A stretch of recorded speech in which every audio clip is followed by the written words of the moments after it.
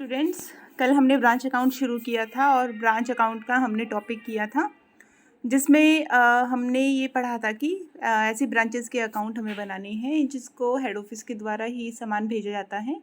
Cost price के ऊपर सामान भेजा जाता है, लेकिन वो सिर्फ कैश के अंदर सेल कर सकते हैं। उसका हमने फर्स्ट इलस्ट्रेशन किया था और मैंने आपको बोला था कि उसको फर्स्ट प्रैक्टिकल को अटेम्प्ट करें। आज जो हम इसका बी पार्ट कर रहे हैं उसके अंदर ब्रांचेस, क्योंकि डिपेंडेंट ब्रांच का ही हम क्वेश्चन कर रहे हैं, तो ये इन ब्रांचेस को सामान हेड ऑफिस ही भेज रहा है, कॉस्ट प्राइस पर ही भेज रहा है, लेकिन यहाँ ब्रांचेस कैश और क्रेडिट दोनों के अंदर सेल कर सकते हैं। तो अगर ब्रांचेस कैश और क्रेडिट दोनों में सेल कर सकते हैं तो ब्रांच अकाउंट में थोड़ा सा डिफरेंस आएगा। ब्रांच अकाउंट के अंदर कुछ आइटम्स ऐड हो जाएंगी, क्योंकि हम क्रेडिट पर सेल कर रहे हैं तो ऑब्वियस डेटर्स क्रिएट होंगे। तो डेटर का हमारे पास ओपनिंग डेटर होंगे और क्लोजिंग डेटर होंगे, और कुछ हमारे पास कैश रिसीव्ड होगा कि हमने डेटर से क्या क्या कैश रिसीव किया। तो ये 3 आइटम बढ़ जाएंगे ब्रांच अकाउंट के अंदर अगर हम क्रेडिट में सेल करते हैं। जब हम कैश में सेल कर रहे हैं तो हम इन 3 आइटम्स को नहीं लिखते हैं, इनका ओपनिंग क्लोजिंग हमारे पास नहीं होता है, हम उसको मेंशन नहीं करते हैं। लेकिन जब हम कैश और क्रेडिट दोनों के अंदर ही बिजनेस कर रहे हैं, अगर ब्रांच अकाउंट कैश और क्रेडिट दोनों में ही सेल कर रही है, तो फिर हमें opening balance of debtor, closing balance of debtor and cash received from debtor 3 items की रिक्वायरमेंट होती है। अब इसको हम शो कहाँ करते हैं डेटर अकाउंट के अंदर? आपको पता ही है कि opening balance of assets 2 side में दिखाएंगे, closing balance of assets by side में दिखाएंगे, और जो भी कैश रिसीव्ड होता है उस कैश रिसीव्ड को भी हम बाई साइड के अंदर ब्रांच अकाउंट में शो करते हैं।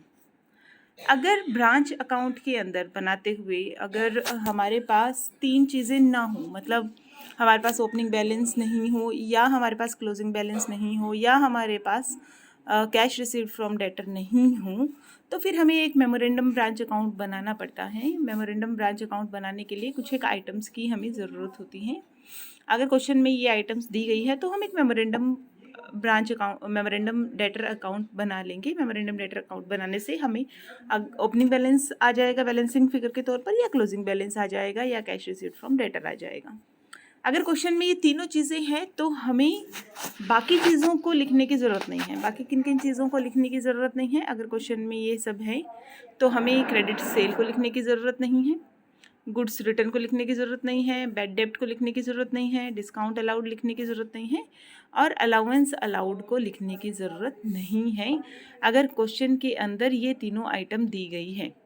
अगर क्वेश्चन में ओपनिंग डेटर है, क्वेश्चन में क्लोजिंग डेटर है, और क्वेश्चन में कैश रिसीव्ड फ्रॉम डेटर है, तो क्रेडिट सेल को मेंशन नहीं करना हमें ब्रांच अकाउंट में, गुड रिटर्न बाय डेटर को मेंशन नहीं करना, बैड डेप्ट रिटर्न ऑफ को मेंशन नहीं करना, डिस्काउंट अलाउ को मेंशन नहीं करना, या अलाउंस अलाउड अगर क्वेश्चन में लिखा गया है तो इसको किसी को भी हमें ब्रांच अकाउंट के अंदर मेंशन नहीं करना है।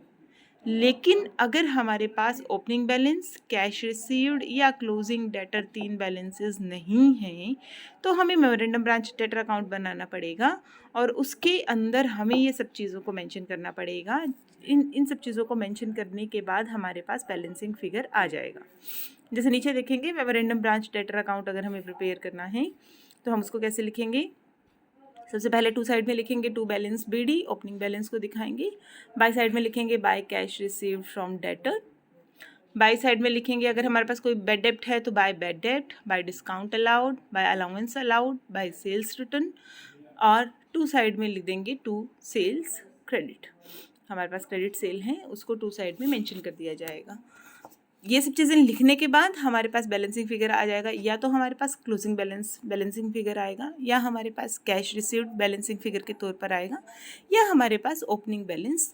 तीनों चीज़ें चाहिए हमें ब्रांच अकाउंट बनाने के लिए, तीनों चीज़ें उसके अंदर आ जाएंगी। एक और पॉइंट है, और वो पॉइंट है हमारा गुड इन ट्रांजिट का। अगर क्वेश्चन में गुड्स इन ट्रांजिट दिया गया है तो हम किस तरीके से उसको मेंशन करेंगे?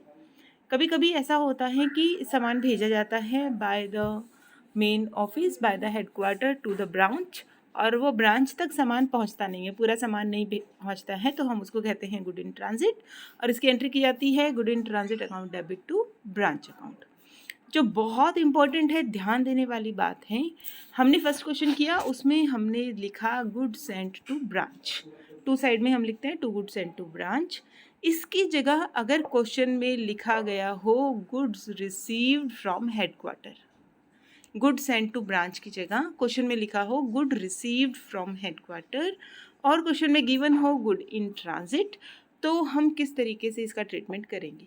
अब देखिए, अब आप इसको ऐसे समझेंगे कि गुड्स रिसीव्ड फ्रॉम हेडक्वार्टर, कितना गुड्स, मान लीजिए कि हमें हेडक्वार्टर ने 10,000 रुपये का गुड्स भेजा और उसमें से 5,000 रुपये अभी भी ट्रांजिट के अंदर है, 5,000 रुपये के गुड्स अभी भी ट्रांजिट में है, टोटल 10,000 का गुड हमें हेडक्वार्टर ने भेजा। तो जब हम टू साइड में दिखाएंगे तो टू साइड में हम कितना दिखाएंगे, टू साइड में हम टोटल दिखाएंगे 10,000 का गुड रिसीव्ड फ्रॉम हेडक्वार्टर, लेकिन बाई साइड में दिखा देंगे गुड इन ट्रांजिट। हमें इस तरीके से उसको मेंशन करना पड़ेगा, टोटल को दिखाना पड़ेगा, टू साइड में टोटल करके दिखाएंगे हम, और बाई साइड में बाय गुड इन ट्रांजिट दिखाएंगे। एग्जाम्पल के तौर पर देखिए, good received from headquarter 40,000, good in transit 10,000, तो ब्रांच अकाउंट में इसको कैसे शो करेंगे, to good sent to branch 40,000 नहीं दिखाएंगे, यहाँ सिर्फ 40,000 नहीं मेंशन किया जाएगा, बल्कि यहाँ पर 50,000 को मेंशन किया जाएगा, 40,000 प्लस 10,000, और बाई साइड में हम दिखा देंगे by good in transit 10,000। Illustration number 2 देखेंगे, Usha garment has a branch at Poona, all cash received by the branch is daily remitted to the head office and all expenses are paid by the head office. Prepare branch account in the book of head office from the following particulars as on 31st March 2015. हमारे पास stock है, opening stock है 25,000, opening debtor है 12,000। अभी हमने पढ़ा कि debtor से related हमें कौन कौन सी आइटम चाहिए, डेटर से रिलेटेड हमें चाहिए ओपनिंग डेटर, क्लोजिंग डेटर और कैश रिसीव्ड फ्रॉम डेटर। तो 3 चीज़ें हमें चाहिए कैश रिसीव्ड फ्रॉम डेटर। अगर तीनों चीज़ें क्वेश्चन में गिवन है तो हमें कुछ और नहीं बनाना, अगर तीनों क्वेश्चन में गिवन नहीं है तो हमें एक अकाउंट बनाना पड़ेगा जिसको हम मेमोरेंडम डेटर अकाउंट कहेंगे। तो ओपनिंग डेटर तो गिवन है क्वेश्चन में। उसके बाद है goods received by branch from head office 1,60,000। हमने अभी देखा गुड इन ट्रांजिट वाले केस में अगर गुड रिसीव्ड बाय ब्रांच लिखा हो और क्वेश्चन में गुड इन ट्रांजिट भी हो तो उन दोनों को प्लस करके ही हम दिखाएंगे टू साइड में। उसके बाद लिखा है क्वेश्चन के अंदर cash sales 1,40,000, credit sale 1,08,000, cash received from debtor 92,000, bad डेप्ट 2,400, discount allowed 3,600, good return by customer 4,100, cheque sent to branch for salary and other expenses 18,000, 12,800, closing stock है 21,500 और गुड इन ट्रांजिट है 5,000। क्योंकि गुड इन ट्रांजिट भी है question में और good return जो गुड्स रिसीव्ड बाय ब्रांच है वो 1,60,000 है, तो ब्रांच अकाउंट के टू साइड में हम टोटल दिखा देंगे 1,60,000 प्लस 5,000 165, और ब्रांच अकाउंट के बाई साइड में हम दिखा देंगे बाय गुड इन ट्रांजिट 5,000। अब क्वेश्चन में हम देखें कि हमारे पास डेटर से रिलेटेड तीनों आइटम हैं, हमारे पास ओपनिंग डेटर हैं, हमारे पास कैश रिसीव्ड फ्रॉम डेटर हैं, लेकिन हमारे पास क्लोजिंग डेटर्स नहीं हैं। क्लोजिंग डेटर क्वेश्चन में नहीं गिवन है, तो हमें एक ब्रांच मेमोरेंडम अकाउंट बनाना पड़ेगा, मेमोरेंडम डेटर अकाउंट बनाना पड़ेगा।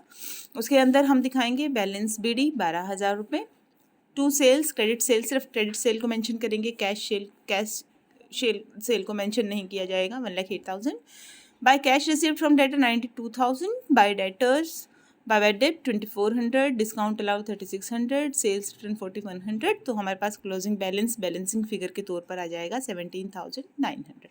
तो अब हमारे पास तीनों आइटम आ गई जिससे हम डेटर से रिलेटेड काम कर सकते हैं। हमारे पास ओपनिंग बैलेंस आ गया है, हमारे पास कैश रिसीव्ड आ गया है और हमारे पास क्लोजिंग बैलेंस ऑफ डेटर आ गया है जिसको ब्रांच अकाउंट के अंदर मेंशन किया जा सकता है।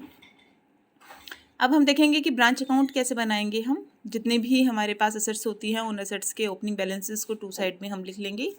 टू बैलेंस, स्टॉक का ओपनिंग बैलेंस है, डेटर का ओपनिंग बैलेंस है, उसको शो कर दिया जाएगा।